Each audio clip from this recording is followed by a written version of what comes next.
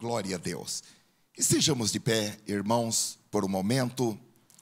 Nós vamos ler a preciosa palavra de Deus para os nossos corações. Nós estamos, irmãos, em uma série denominada Igreja 360 Graus.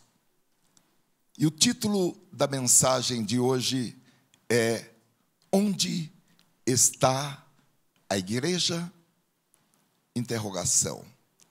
O texto base para nossa meditação está no Santo Evangelho de nosso Senhor Jesus Cristo, segundo escreveu Mateus, capítulo 16 e versículo 18, que nós passaremos a ler.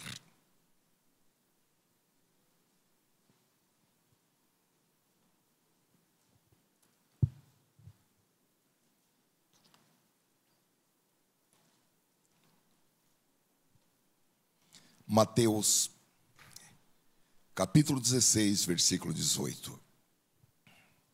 Nos diz assim a preciosa palavra de Deus: Também te digo que tu és Pedro, e sobre esta pedra, Jesus estava falando de si mesmo, e sobre esta pedra edificarei a minha igreja, e as portas do inferno não prevalecerão contra ela.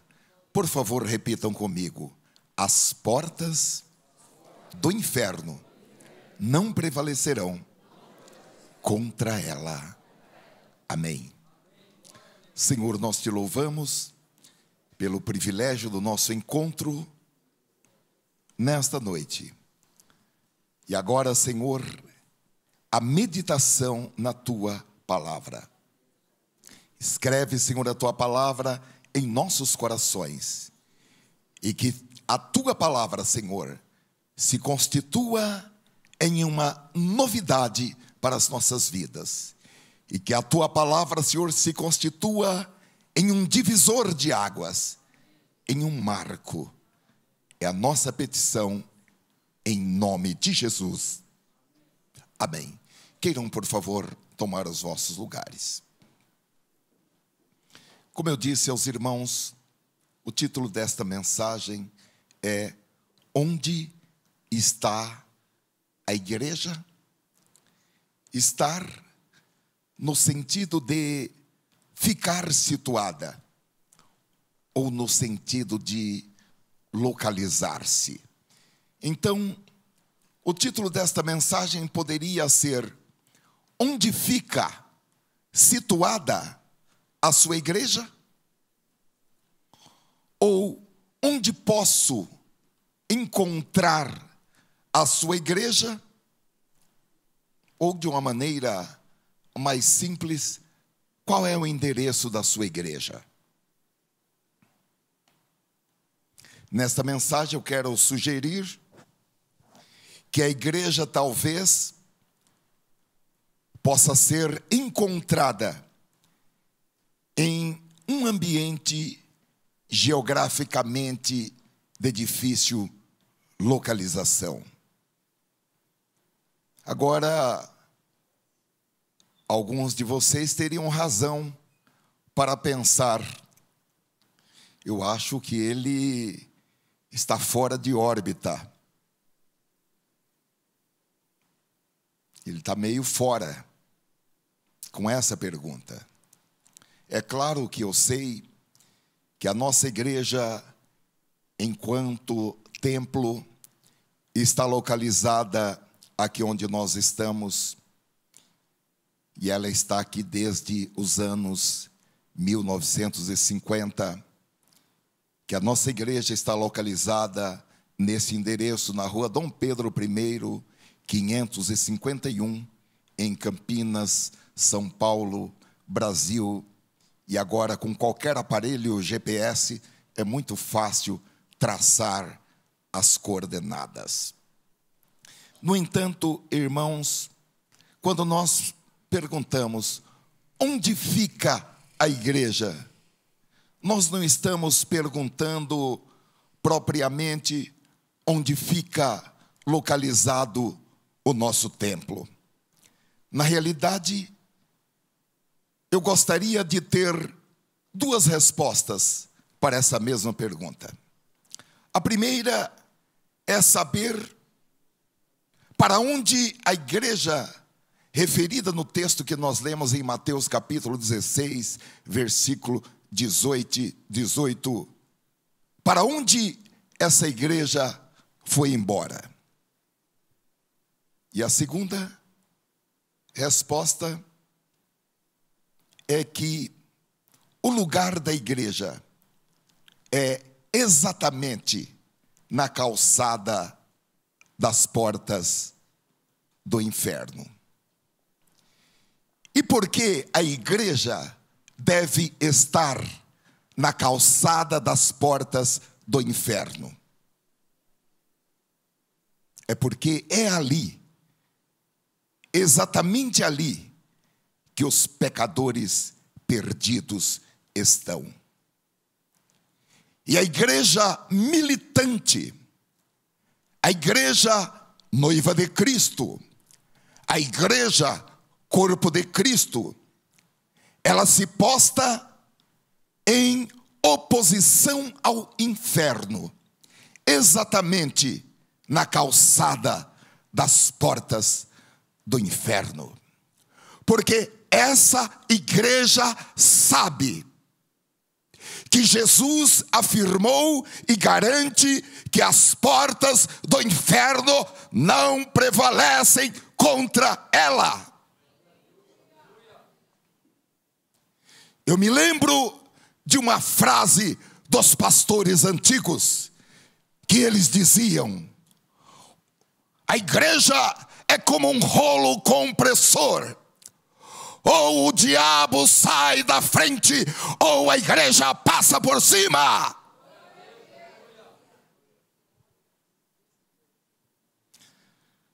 Jesus afirmou, e ele garante, irmãos, não tenha medo, que as portas do inferno não prevalecem contra a igreja.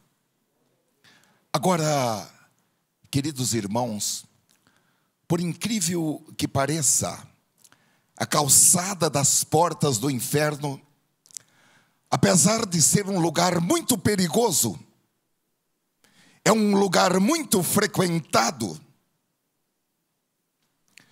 é um lugar muito perigoso, porque ali já arde um pouco do fogo do inferno. Quem se aproxima dali, seja salvo ou seja perdido, já sente o calor do fogo do inferno. E também ali já se sente um cheiro diferente, um odor, que é o cheiro do enxofre que queima no lago de fogo.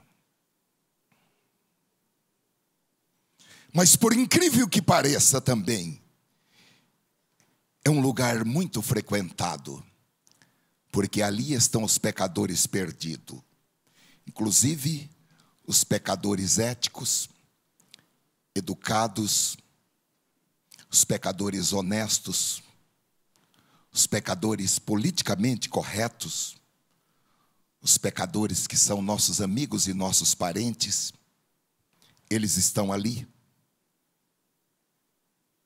Ali estão também aqueles que se desviaram dos caminhos do Senhor.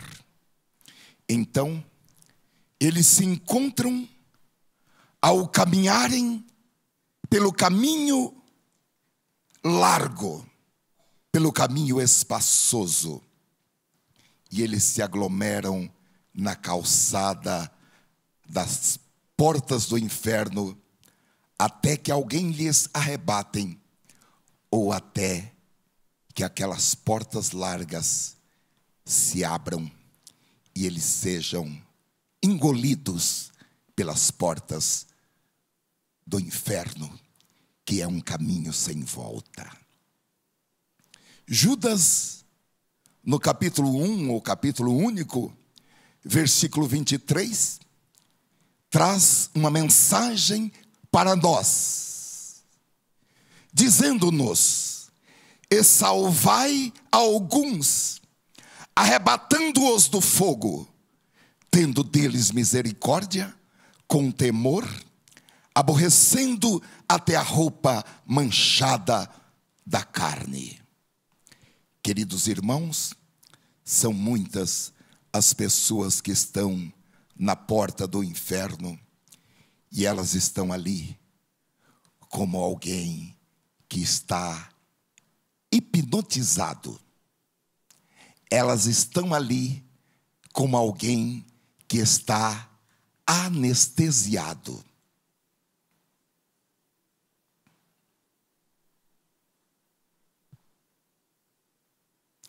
A Bíblia, no versículo anterior a este, fala dos duvidosos.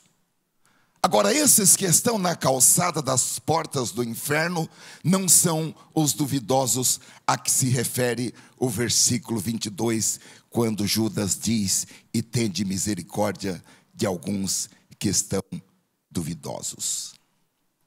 É óbvio que esses que duvidam da graça do Senhor, da misericórdia do Senhor, devem merecer a nossa atenção, devem merecer a nossa misericórdia.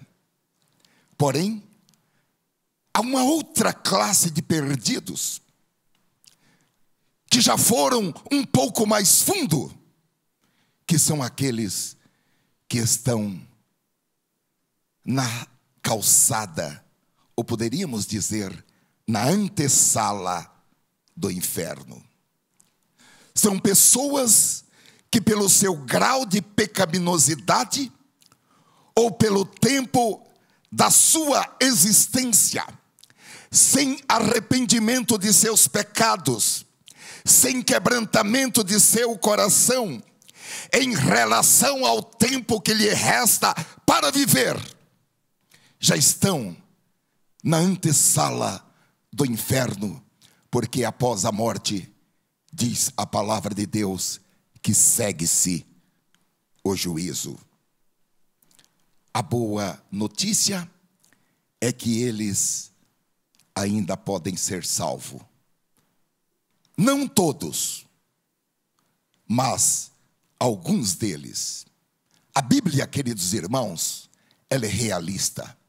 A Bíblia não é um livro de engano. A Bíblia é um livro do sim, sim e não, não.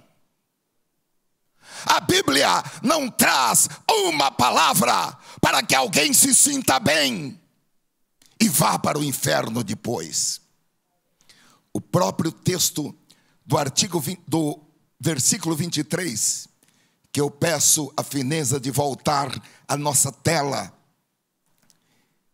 Por esse próprio texto, nós entendemos que não será possível salvar a todos os que estão na antessala do inferno, mas que podemos salvar alguns de tal condenação que é eterna.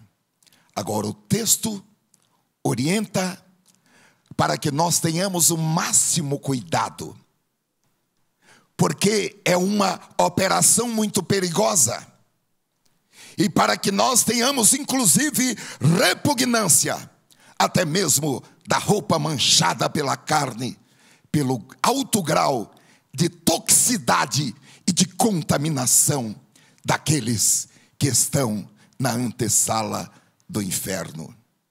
Isso significa, irmãos, que há muitas pessoas que a sua própria carne, ou em virtude das suas inclinações pecaminosas, mancharam e corromperam as suas vidas e o fizeram de uma forma muito grave.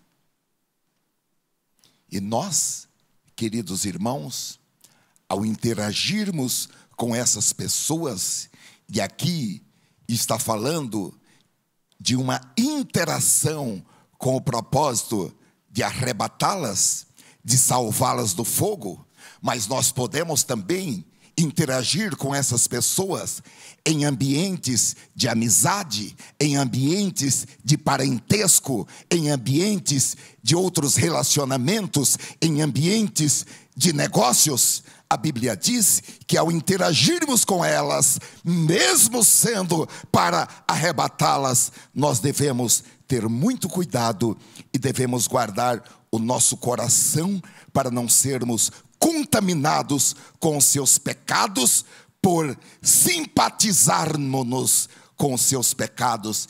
E esta é uma lição muito importante, porque a Bíblia trata com a mesma régua tanto aqueles que praticam como aqueles que consentem na prática dos pecados. Então, queridos irmãos, quando nós formos aconselhar alguém que está distante da palavra de Deus, nós temos que guardar o nosso coração, para que o nosso coração, as nossas emoções, os nossos sentimentos não se envolvam com aqueles pecados. Podemos nos envolver com o pecador, mas não podemos nos envolver com seus pecados, e nós acabemos nos contaminando e também duvidando da eficácia e do poder da palavra de Deus em termos de condenação. É o que nós extraímos da conversa de Jesus com Pedro. Gostaria de deixar claro que não é de Pedro que nós estamos falando, mas nós precisamos aludir a Pedro para ter um entendimento completo a respeito desta palavra. Olhemos para os versículos 15 e 16. Mateus capítulo 16, versículos 15 e 16. Mas continuou ele: quem dizeis que eu sou? Jesus vinha de uma conversa particular com eles, para que eles dessem um feedback a respeito daquilo que as pessoas diziam a respeito de Jesus.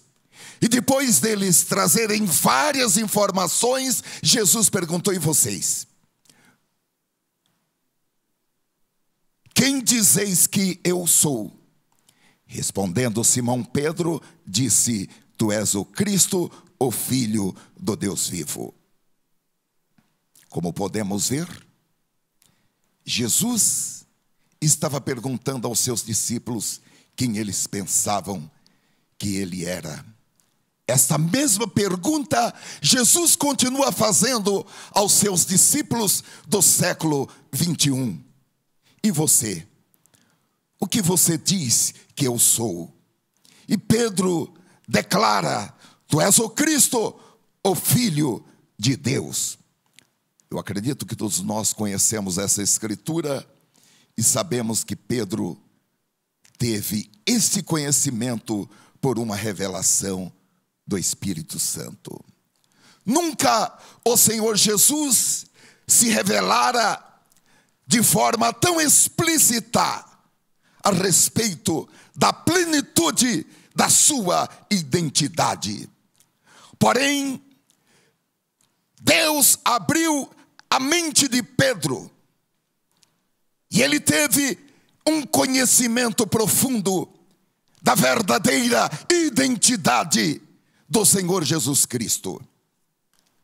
Pedro não estava simplesmente expressando uma opinião acadêmica a respeito da identidade de Cristo.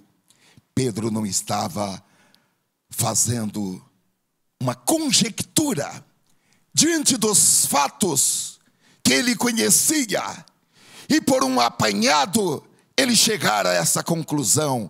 Não. Pedro fez uma confissão pessoal que foi possível em decorrência do seu coração encontrar-se regenerado. do seu coração encontrar-se inclinado para as coisas do Espírito de Deus.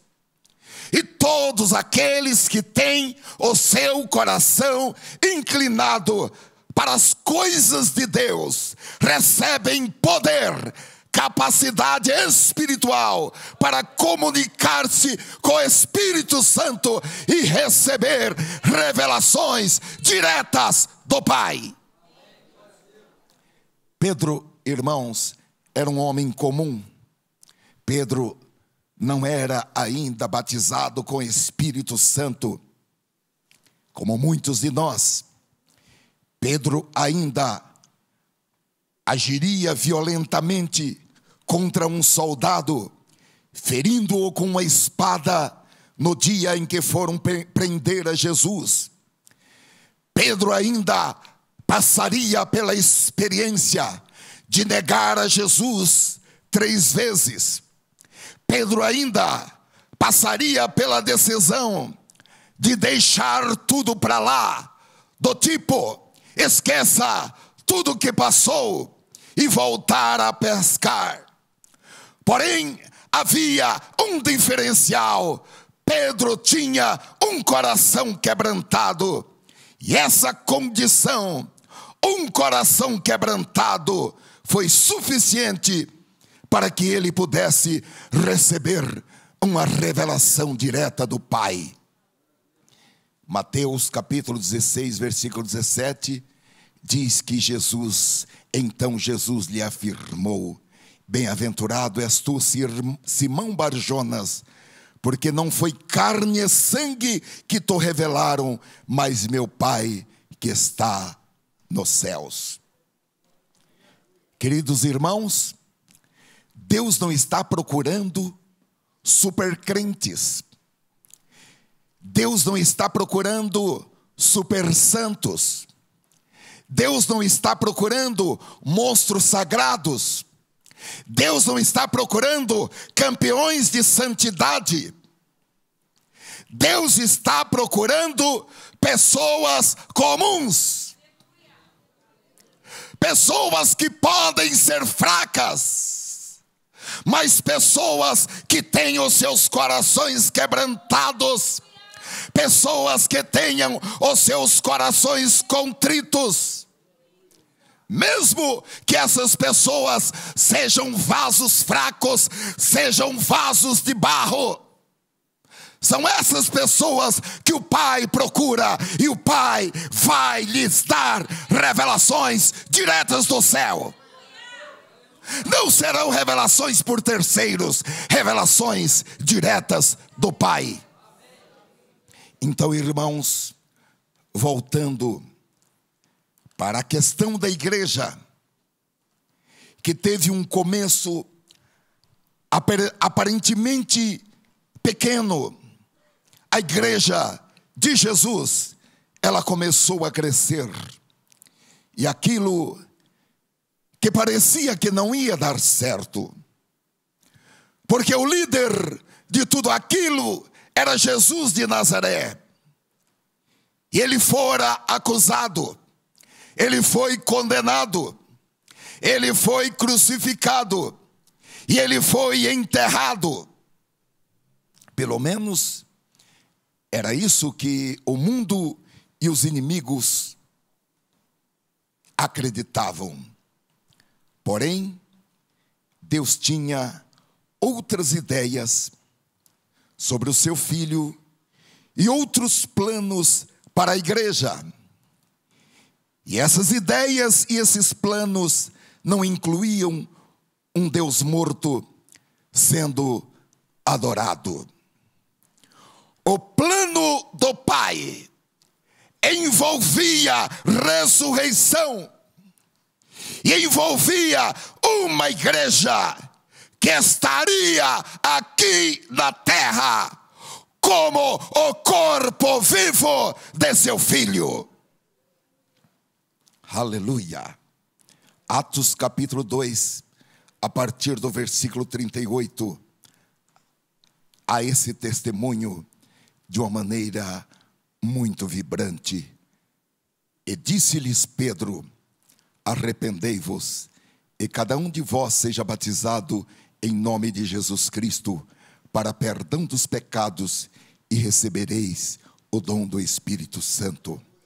Porque a promessa vos diz respeito a vós, a vossos filhos e a todos os que estão longe, a tantos quantos Deus, nosso Senhor, chamar. E com muitas outras palavras, isto testificava e os exortava, dizendo: salvai-vos desta geração perversa. De sorte que foram batizados os que de bom grado receberam a sua palavra, e naquele dia agregaram-se quase 3.000 almas. E perseveravam na doutrina dos apóstolos, e na comunhão, e no partir do pão, e nas orações, e em toda a alma havia temor, e muitas maravilhas e sinais se faziam pelos apóstolos, e todos os que criam estavam juntos, e tinham tudo em comum, e vendiam suas propriedades e bens, e repartiam com todos, segundo cada um havia de mister. E perseverando unânimes todos os dias no templo, e partindo o pão em casa, comiam juntos com alegria e singeleza de coração, louvando a Deus e caindo na graça de todo o povo. E todos os dias acrescentava o Senhor à igreja aqueles que se haviam de salvar. Eu acredito que todos nós já entendemos o que estava acontecendo. Aleluia. Primeiro, 3.000 ou quase 3.000 foram adicionados. E em seguida, no versículo 47 diz: e o Senhor acrescentou à igreja todos os dias o que devia ser salvo. E a partir, meus irmãos, disso, a igreja continuou a crescer e a divulgar a mensagem do Evangelho. E em pouco tempo, todo o mundo então conhecido recebeu a preciosa palavra de Deus. Isso foi possível porque a igreja tornou-se ofensiva. A Bíblia diz que nós temos as armas do nosso combate, são armas defensivas, mas também são armas ofensivas. E a igreja, ao se tornar ofensiva, ela foi para as portas do inferno, com o objetivo de arrebatar alguns da condenação eterna. E irmãos, sob a ameaça de prisões, e com prisões mesmo, castigos, e até a morte de muitos deles, eles proclamavam: Jesus Cristo está vivo, Jesus Cristo é o Senhor. E a igreja, irmãos, cresceu de modo que o crescimento foi tão grande que houve necessidade de uma estrutura eclesiástica e de ordem, até porque Deus não é Deus de confusão. A sua palavra mesmo diz isso em 1 Coríntios capítulo 14 e versículo 33. Porque Deus não é Deus de confusão, senão de paz, como em todas as igrejas dos santos. Glória a Deus. A igreja de Jesus é uma igreja organizada, porque Ele mesmo deu ordem, Ele mesmo estabeleceu certas posições, certos ofícios que são nominados como dons para a igreja. Podemos ler em 1 Coríntios capítulo 12 e versículos 27 e 28, que diz assim: ora, vós sois o corpo de Cristo e seus membros em particular. E a uns pôs Deus na igreja, primeiramente apóstolos, em segundo lugar profetas, em terceiro doutores, depois milagres, depois dons de curar, socorros, governos e variedades de línguas. Glória ao nome de Jesus. Primeiro, irmãos, o alicerce da igreja. Nós somos fundados como igreja, na verdade, de que Jesus é o Cristo, o Filho do Deus vivo, e é Ele que perdoa os nossos pecados e que é Ele o Salvador do mundo. E em segundo lugar, que essas posições, dons e talentos estão presentes na igreja. Se de um lado, sem Cristo não temos poder, sem Cristo não temos autoridade e força. Porém, com Cristo, a igreja organizada, porque é Ele que organizou a igreja dessa forma. E esta igreja com Cristo, esta igreja organizada, ela pode avançar e as portas do inferno não prevalecem contra a igreja. E queridos irmãos, é exatamente aí que a igreja deve ser encontrada, na calçada das portas do inferno. Poderíamos perguntar, para onde foi aquela igreja que declara que Cristo é o Filho de Deus, o Filho do Deus vivo, e que avança para tomar das garras de Satanás aqueles que estão sendo levados para o inferno? Onde está aquela igreja que acredita que Jesus é o Salvador do mundo e que sem Cristo não há salvação?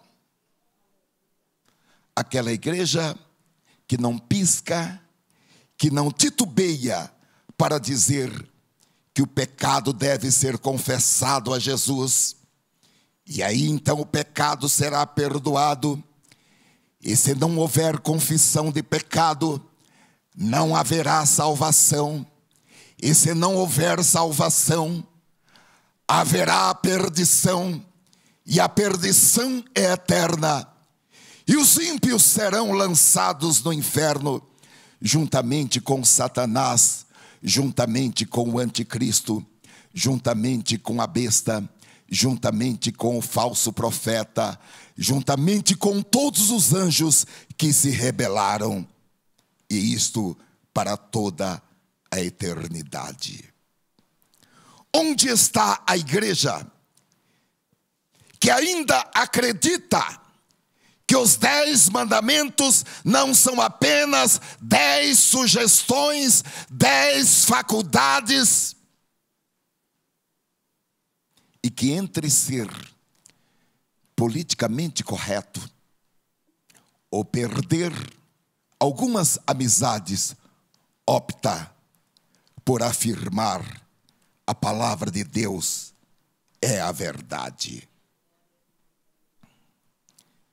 Eu tenho que falar, irmãos, que se nós não voltarmos a ser a igreja que Jesus começou, nós corremos o risco de ficar decepcionados no arrebatamento, porque aquele que sabe fazer o bem e não faz, comete pecado.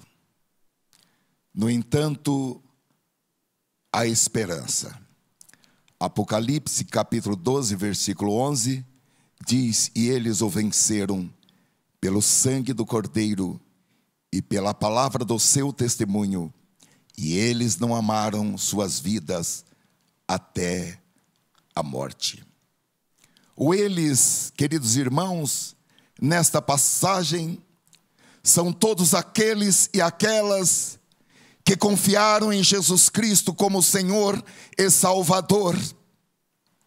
E ao ler a última frase deste versículo, que é um versículo para o epílogo, que é um versículo para o final, nós podemos dizer sim.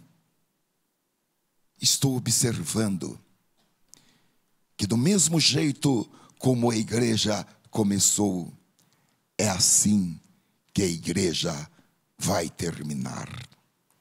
E eles não amaram suas vidas até a morte.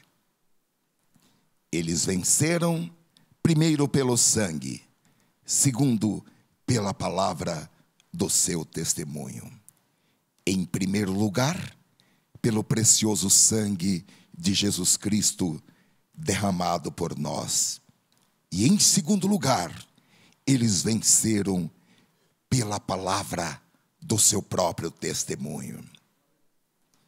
Eu pergunto a você, você se considera um crente vitorioso ou alguém vencido, tímido, fraco, anêmico, com medo?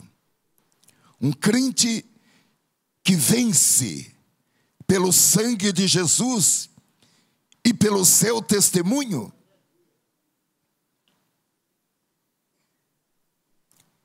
Há crentes que dizem: eu só oro por cura na igreja porque todo mundo está orando. Como você classifica esse tipo de testemunho? Há outros que dizem: eu acreditei que Jesus me deu poder para impor as mãos sobre os enfermos e curá-los em seu nome.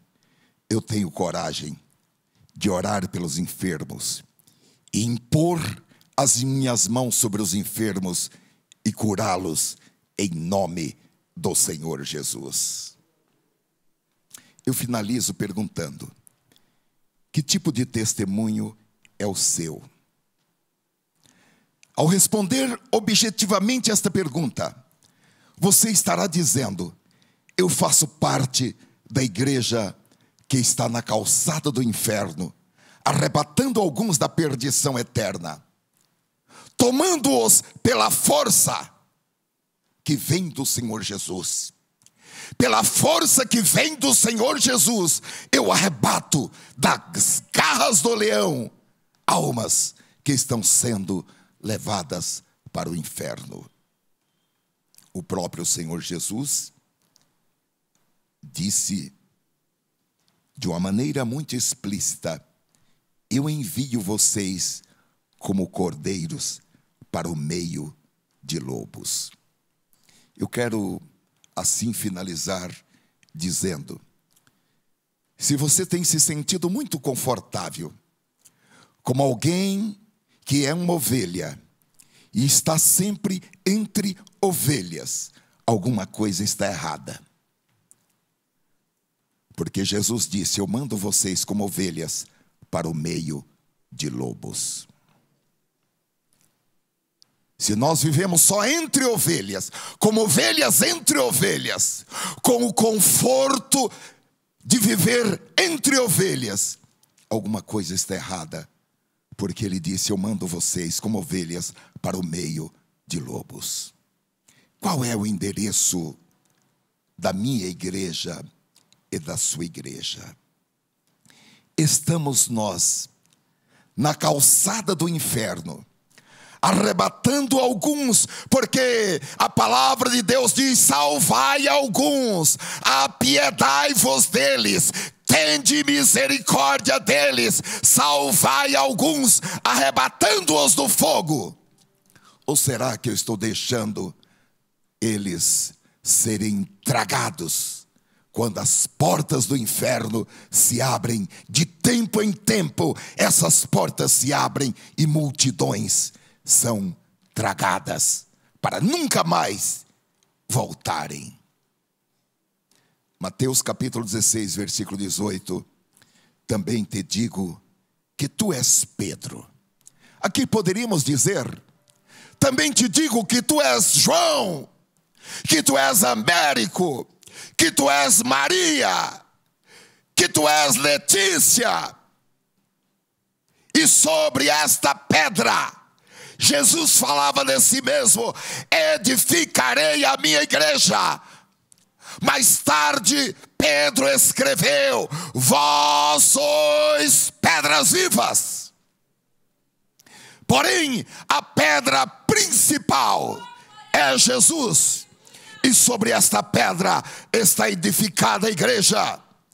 E esta igreja edificada sobre Jesus, as portas do inferno não prevalecem contra ela.